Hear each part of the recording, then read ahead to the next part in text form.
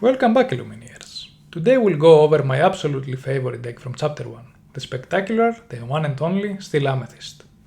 It's the deck I'm personally using in local tournaments, and it's absolutely dominating. Personally, I have over 75% win rate with the deck, in both tournaments and Pixelborn, and I think it can really help many of you out. It has an amazing tempo, it can decimate opponent boards, and has an incredible late game with some of our favorite cards like Elsa, Ursula, and of course Dr. Facilier, our friend from the other side. I consider the deck to be a direct counter to the popular Steel Song midrange, which we presented in our previous video. Before we get started with our decklist, don't forget to hit that subscribe button for more amazing Lorcana weekly content. Starting off the deck, we have 4 copies of Captain Hook, that we use either in turn 1 or 2 for early game, if we do not draw any alternatives, or as cannon fodder otherwise. Similarly, we also have 4 copies of Prince Eric that can trade very well with some of the 3 health minions like Simba and Ariel, but it can also be used as ink in our inkwell. To complete our early game lineup, we also have 4 copies of Facilier that can be used to trade against aggro, or it can help us bring out the more powerful version earlier on. We are also including 2 item cards, Magic Mirror for card draw and Ursula's Cauldron to control our draws. Both are extremely powerful, but they are inkless, so we are only including 1 copy of each.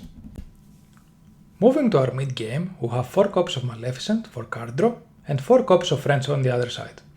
These 2 cards synergize very well and can net us a total of 3 cards and a 2/2 body for merely 3 ink. We of course cannot have a steel deck without our amazing Tinkerbell. This is one of our staples against aggro in order to shift the big Tinkerbell on turn 4 and decimate the board. Our final 3-cost card is Elsa, which we have 4 copies of. Elsa has a useful effect to force some characters to become exerted, but can also be used to shift the big Elsa earlier in the game. Next on our list, we have 4 copies of Jafar that can get pretty powerful with the amount of card draw in the deck, and can trade either with some big minions or quest for 2 every turn. We also include 4 copies of Hans for his amazing ability that can do 1 damage every time he quests. For our 5 drops, we have 2 copies of the Queen for card draw and nice stats, and 4 copies of Beast to deal with some of the annoying items in the meta right now. Of course, we are also including our 2 favorite Steel Songs, A Whole New World with 2 copies, and Grab Your Sword with 4 copies. Finally, moving on our late game, we have 4 copies of Tinkerbell Giant Fairy to wreak some havoc in the board, 2 copies of Dr. Facilier to reduce the opponent options, 1 copy of Ursula for card draw, quest power and low reduction, and 3 copies of Elsa to keep the opponent in a constant state of emergency. So the deck has a unique mid-range control flavor with tons of card draw, amazing removal and a very decent late game to finish off the opponent. In the early game we are looking for either a Facilier, Eric or Hook to stall the game. If we see the opponent is going very aggressively, we may decide to play some more copies of these cards, but in general it's a good idea to ink them for better late game cards. For turn 3, we are either looking for a Tinkerbell to bring out the Giant Fairy on turn 4, or a Maleficent and Friends on the other side combo. If we reach the end game, Dr. Facilier can help us bounce some cards back to our hand for repeated use, and Elsa can keep the opponent's board occupied while you quest for victory. All in all, the deck is using a lot of shift cards for early threats, and the Tinkerbell Grab Your Sword combo can destroy most aggro decks.